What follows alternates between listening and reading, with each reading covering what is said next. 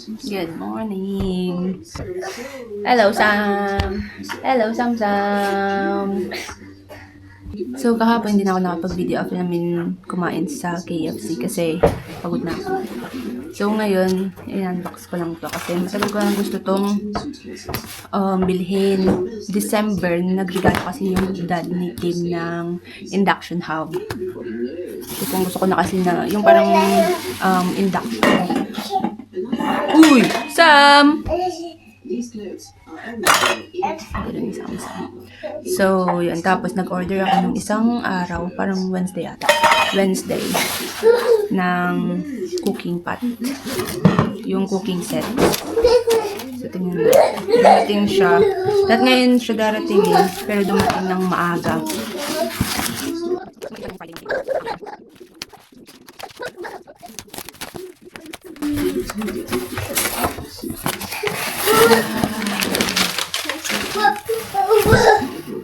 Premium quality stainless steel cookware.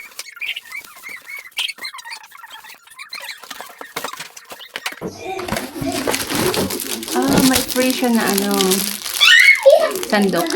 Ingay ni Samsung. May free na sandok. Gusto ko ito wooden sandok. Wooden spatula.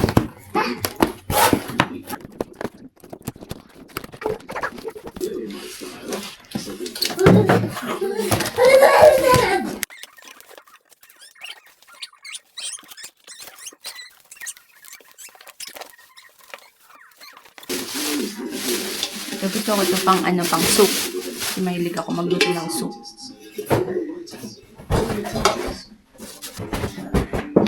Ayan siya. Tapos may free na sandok. Si-set up ko na.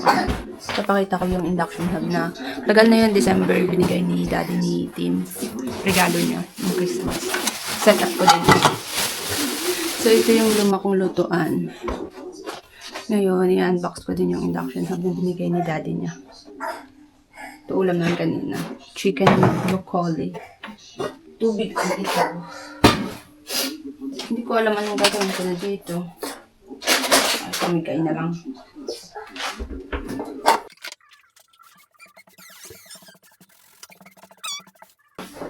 So, nasa box pa rin siya. Ilang beses ko itong in-open.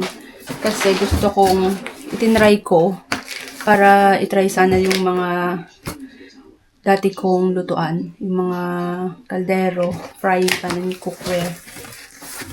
Pero yun nga, hindi siya umiinit kasi na kailangan ng compatible induction.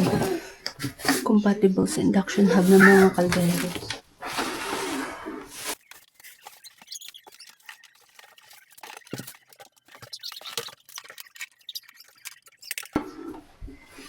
Tada!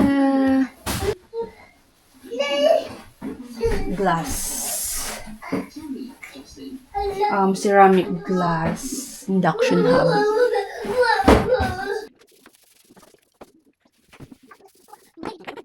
So, ito na. Tignan ko nga kung iinit.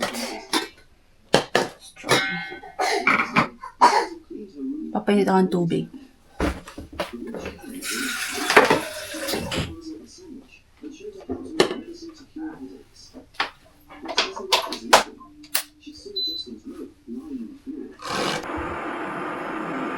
Ay na, kumukulo na. It's boiling now. So, that's it. So, yun lang. What are you doing? Kiss mga. Makulit na si Sam Sam. Sobrang kulit. Sobrang kulit-kulit. Lahat ng sasabihin mo, no. Yun ang gagawin niya. Lahat ng sasabihin mong wag. No, don't do that. Sasabihin niya sa'yo, no. Marunong na. Siguro kung marunong lang siyang makipagtalo. Ay, nakikipagtalo na nga eh.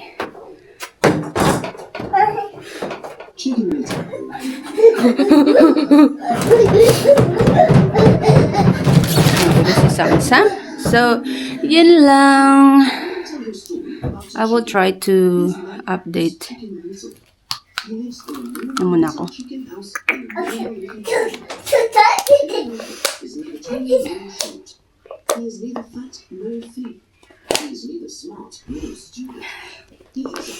So, yun lang ang update. I'll do my best na mag-video. Kasi, this past months, sobrang pagod. Napapagod ako nung walang ginagawa. Pero, I'm trying my best na maggalaw-galaw na kasi I'm 7 months. Although, yeah, CS ako, I'm still trying to get on my feet. Kasi, yun, pagkaya ko naglalaba, pagkaya ko naghuhus ng pinggan, and I always cook. So, yun. Mag-date ulit ako sa susunod. Yun lang. So, I'm cooking dinner now. I got to try my bagong lutuan. Luto ko ng pansit.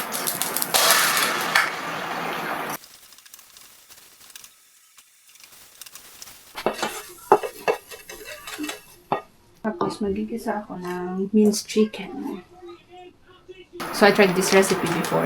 Pansit na may mamasitas mix. Parang pansit in kari-kari mix. Sarap naman siya. Tsaka gusto ni Tim. Ito yung gusto niyang klase ng pansit. Parang Mickey sa Pilipinas.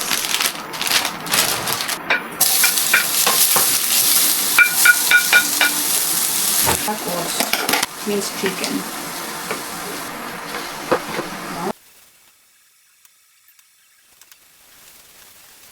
Naalala ko nung nag-work ako sa Hong Kong. Ganito din yung lutuan ng sa amo ko.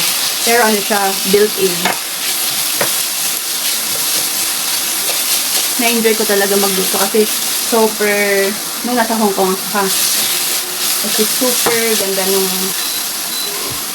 induction. So, ganito yung ginagawa ko. Didissolve ko muna siya sa soy sauce, oyster sauce, and pepper. Para siyang pansit in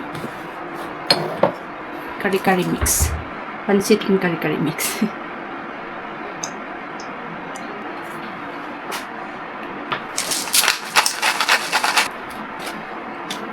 Water.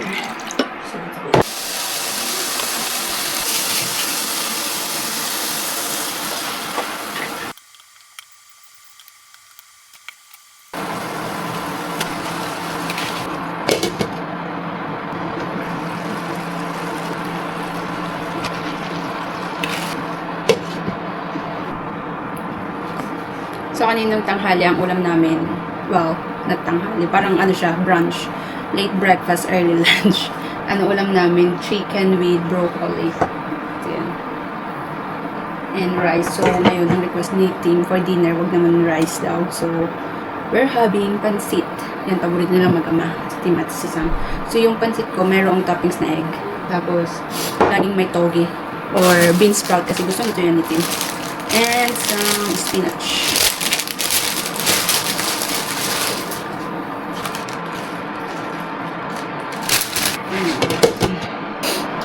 So, meron akong kari-kari mix kasi gusto kong magluto ng kari-kari kaso wala akong makita na yung parang pata ng baboy kasi dito mahirap magkahanap ng right parts ng mga meat. And then, may palabok mix din ako dito. Gusto ko ng makatikim ng kari-kari at saka palabok. Minsan nga gusto ko mag-order dun sa mga Filipino na may parang food business dito sa UK. Kaso mahal kasi. Kaya sabi ko magluto lang sana ako. Kaso yun nga, hindi ako makahanap ng right ingredients. So ito na, yung pansit ko. I'll put the egg na for last.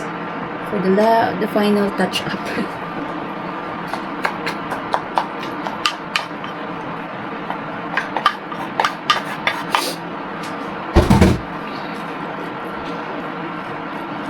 lang.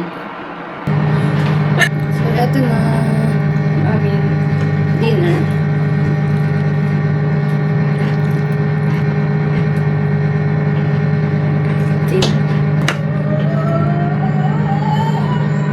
Parang gusto ko ng rice. Parang lagyan siya ng rice. Pansit at rice, di ba? Parang ulam. Parang siyang ulam. So, eto na ang aming dinner. Pansit. Ako siguro magra-rice, pero yung mag-ama, ayaw na ng rice dito. Kung lalagyan ko to ng rice.